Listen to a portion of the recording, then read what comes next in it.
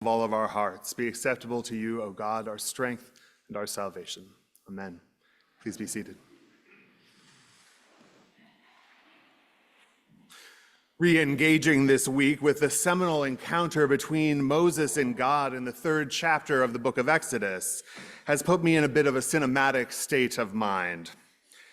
As our passage from Exodus begins, we learn that Moses is out tending his father-in-law's sheep and has led them to a place described as being beyond the wilderness. As the self-designated cinematographer here, it's a bit hard for me to discern what this scene should look like precisely. I'm thinking scrubby vegetation, at least a bit semi-barren, windswept, mostly vacant. The King James translation describes this locale even more poetically as the backside of the desert. Backside, which puts me in mind of a backwater, somewhere so off the beaten path that it is lost to time, somewhere in the vicinity of God-forsaken. Yet in the very next line, we are told that the mountain of God, Mount Horeb, is located precisely in the desert's so-called backside. Of course, this mountain wasn't quite God's mountain yet. It would become so in the giving of the 10 Commandments in chapter 20 of Exodus. For now, it's just a mountain in the middle of nowhere. As he is walking with his sheep in the backside of the desert, then suddenly, somewhere quite near Moses, a scrubby bush seems to self-ignite, and more. The angel of the Lord appears in a flame emanating from the bush. I'm not quite sure how I would represent this encounter on film, as some sort of full-body hologram emerging from the center of the inflamed bush, or as a lick of flame morphing into a wing slowly unfolding beyond the confines of the bush. However the angel might be represented, the camera would quickly refocus on Moses, because rather than staring mouth agape at the burning bush and the angel of the Lord, Moses quickly turns away. And then in a most curious way, in the way of those whose occupations cause them to spend far too much time alone, Moses speaks aloud to himself, saying, I must turn aside and look at this great sight and see why the bush is not burned up. It's almost as if Moses is coaching himself to face something that frightens him, rather than following his impulse to flee. Because as entrancing as fire can be to humans, fire can also, of course, be terrifying and dangerous. And whether or not Moses has discerned the presence of the angel of the Lord, Moses was certainly compelled by the strange fact that the fire's fuel, the dry desert scrub, did not seem to be exhausting itself and burning out. So Moses convinces himself to look at the bush again, and as he turns tentatively toward the bush, God speaks. God calls to him out of the bush, Moses, Moses. And Moses says, here I am. The text doesn't tell us anything about Moses' inner state in this moment of being called forth by God, but I can think of many other responses that Moses might have had besides the now canonical, here I am, which echoes down through the biblical tradition. If I were Moses, I would probably have wanted to say, who are you? How do you know my name? And why should I trust you? These kinds of questions don't seem to occur to Moses because somehow, even before the voice identifies itself as the God of your father, the God of Abraham, the God of Isaac, and the God of Jacob, Moses already seems to know somehow that this is a divine act. The bush that burns without being consumed fits Moses' mental template for a theophany, for an appearance of the divine. As Moses comes to comprehend then that his interlocutor really is God and not just an emissary of God, Moses becomes afraid and he hides his face. Moses seems to maintain his huddled posture then through God's initial oration about God's plans and about Moses' role in those plans.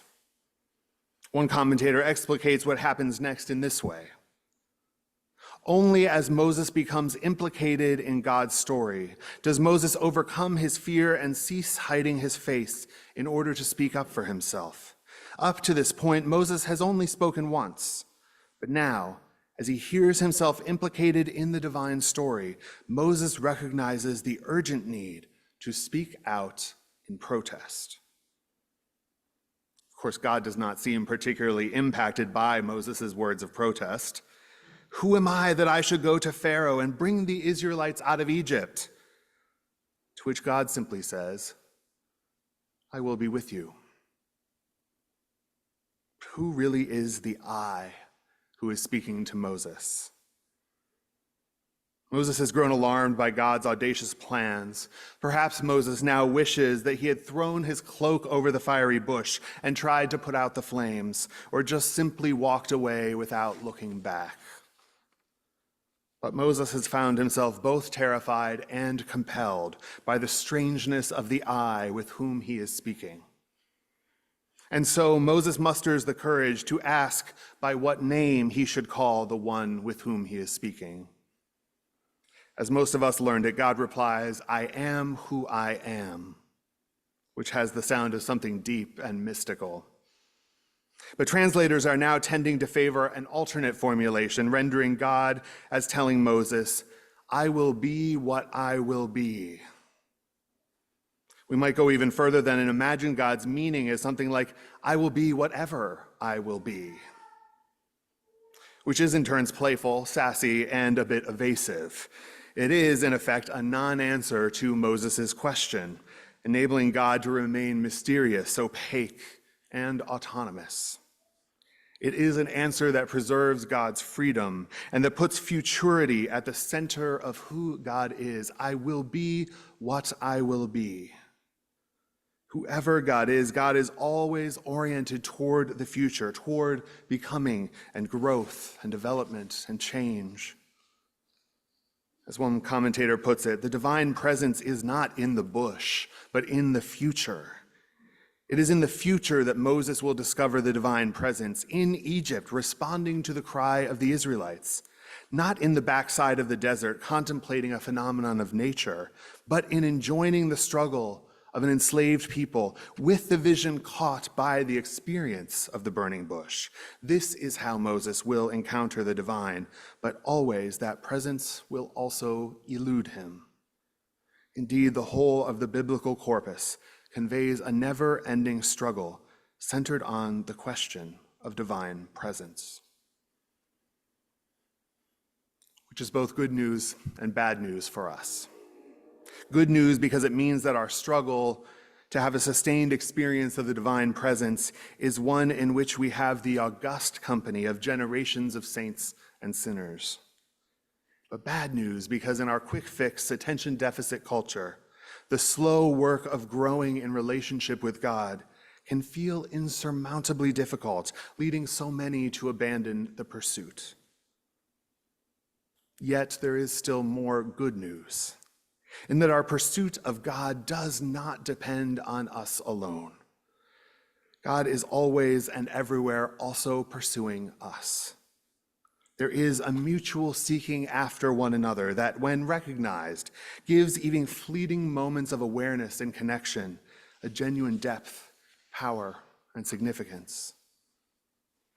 As St. Augustine famously noted, "Thou hast formed us for thyself, and our hearts are restless until they find rest in thee." Our hearts are restless until they find rest in thee. So may our restlessness propel us, in the company of Moses and all the saints who have come before us, all the way to the backside of our Lenten deserts. For it is in the desert, in all times and places, that seekers have most reliably heard the voice of God. And we need God's voice, God's guidance, God's companionship, now more than ever, for the living of these days. May it be so.